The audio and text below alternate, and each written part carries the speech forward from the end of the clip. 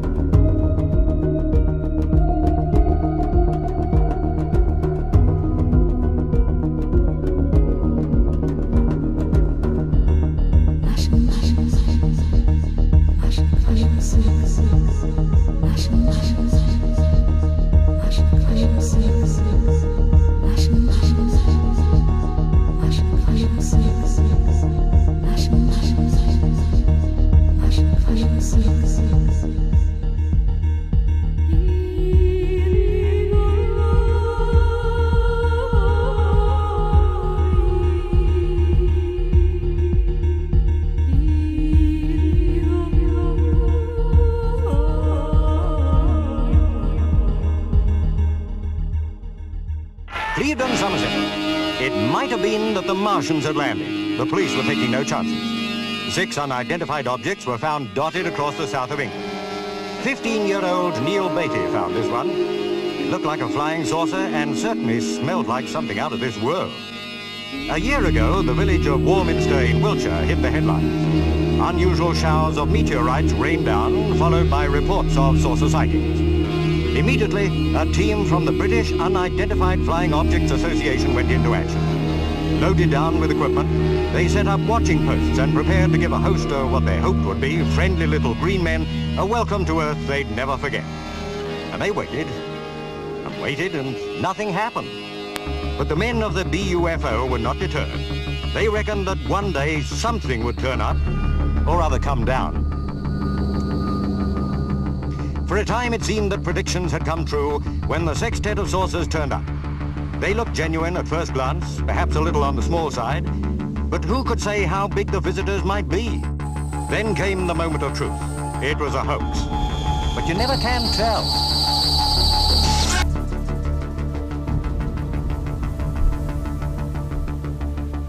Years ago. Oh my word. Top of that hill, that's where it all happened. Yeah, we were all kids just playing there just behind us. Someone said there's something going on up Cheyenne Hill, so we all came running over. There it was. What did you see? Flying saucer.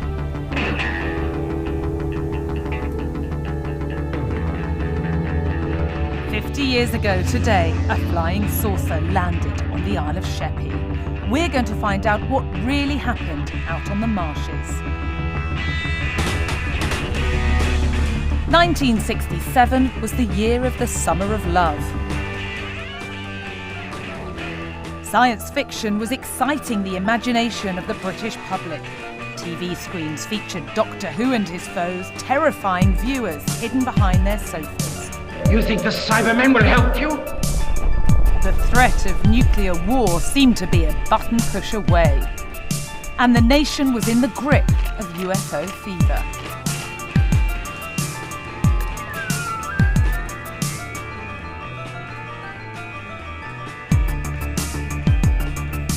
I'm an investigative journalist and I am absolutely fascinated by government archives and files of any description where there might be stories hiding.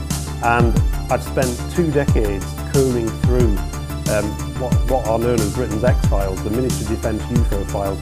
And there was a UFO report that was coming into the Ministry's UFO desk at Whitehall on virtually every single day of 1967. But one night was different. Sunday the 3rd of September 1967. Strange lights in the sky were being reported across North Kent. The following morning, a flying saucer appeared to have made a crash landing. We'd been here about 5 minutes. There was all sorts of activity going on, people milling around. And I remember just down the bottom of the hill, a police car turned up. And people didn't know what to do, were they scared? No, I don't know. And they started coming up the hill, just along here, like this. And as they started getting close, they started gesturing to us, all the kids, move away, and they were frightened, I think, as much as we were. The police had received a phone call about a mysterious object. Not knowing what it was, they began to form a cordon, but there was no doubt in Ray's mind what he saw. Well, it was a flying saucer, no 2 ways about it. It was there, it was the old flying saucer shape, you know, it was silver, big dome with the thing around the outside. Yeah, it was flying saucer. Reports were coming in of even more landing sites, from the Thames estuary to the Bristol Channel. As you may have heard, 6 of them have been found in a straight line, starting at Clevedon in Somerset and ending on the Isle of Sheppey in Kent. Each of the flying saucers began to release a low, ominous tone. Was Britain under attack? The government didn't want to take any chances. At RAF Manston, a whirlwind helicopter was scrambled to bring in the Sheppey saucer.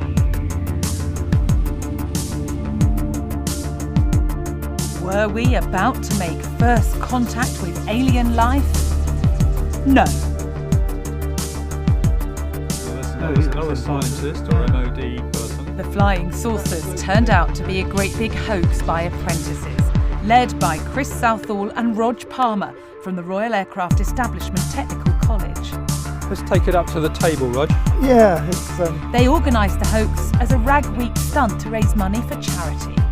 The sort of UFO fever had built up a month or 2 before this lot went out. That's something actually, because people are dying for something nice and exciting in their lives, and newspapers are dying for good, exciting stories. Oh, well, it's nice that they're useful. I'm sure the aliens would be delighted. Along with a team of fellow apprentices, they built the 6 flying saucers and delivered them to their chosen landing sites in the dead of night. These model flying saucers were very well made. The students had obviously spent a lot of time and energy setting these things up, making them look authentic. And when people found them and they were making a loud beeping noise, it convinced people. It wasn't just the strange noise the apprentices used to make the saucers believable. They also took the time to design their very own extraterrestrial life forms. Chris had boiled up an assortment of different potential aliens. Which was flour and water cooked up together, just to give us this amorphous, horrible, slimy, and who knows what, once they get inside, there's this stuff that you can't identify, which may be dead alien or it may be live, and it may be about to come out and start eating you, or, One of the saucers, when they actually drilled into it, because it was full of this compacted sort of papier-mâché mess, it actually exploded and showered the police officers with this stuff. And if it had have been some kind of radiation hazard, how would they have dealt with that? It would have been a disaster area. And what did they do? They just washed it down the drains. Rog and Chris soon came clean. The great UFO hoax became front-page news. We've got press cuttings here from American, Canadian, Australian newspapers on the front page. As well as making the headlines, letters and donations came flooding in. The apprentices raised over £2,000, but not all the feedback was positive. Dear sir, next time you start your flying saucer joke, just give a little thought to people like my son, aged 11, who couldn't rest all evening. He had to see the news all night on TV and had to have a light on when he went to bed. He loves all spaceship plays on TV and he thinks they're fine. But last night he had me worried. It wouldn't be so bad if he didn't have a hole in the heart operation years ago. The joke wasn't really so good, was it? You win some, lose some, eh? Yeah. And when it comes to UFO landings, Dr. David Clark believes this story proves all the conspiracy theories wrong. I think it's one of the most important stories in the Ministry of Defence UFO files, and it's the one that is often the most overlooked. Because I think for people who like to believe that we are being visited by aliens and that the Ministry of Defence and the US government know this and that they're keeping it secret for some bizarre reason, I think this story, when you look at it, shows that can't possibly be true. Because if aliens really had landed, and this is an example where for a few hours people thought aliens really had landed, how could you possibly keep that secret? And what became of the flying saucers themselves? Well, we were fairly upset by the fact that one had been blown up by the army, which isn't very nice thing to do to the aliens. They saw one open, which was a really good way of finding the smelly stuff. What was worse, one had accidentally dropped when they were trying to helicopter it back to the airbase. Yeah. It actually dropped it. Yes. 50 years on, let's hope if aliens do decide to visit, they'll receive a slightly warmer welcome.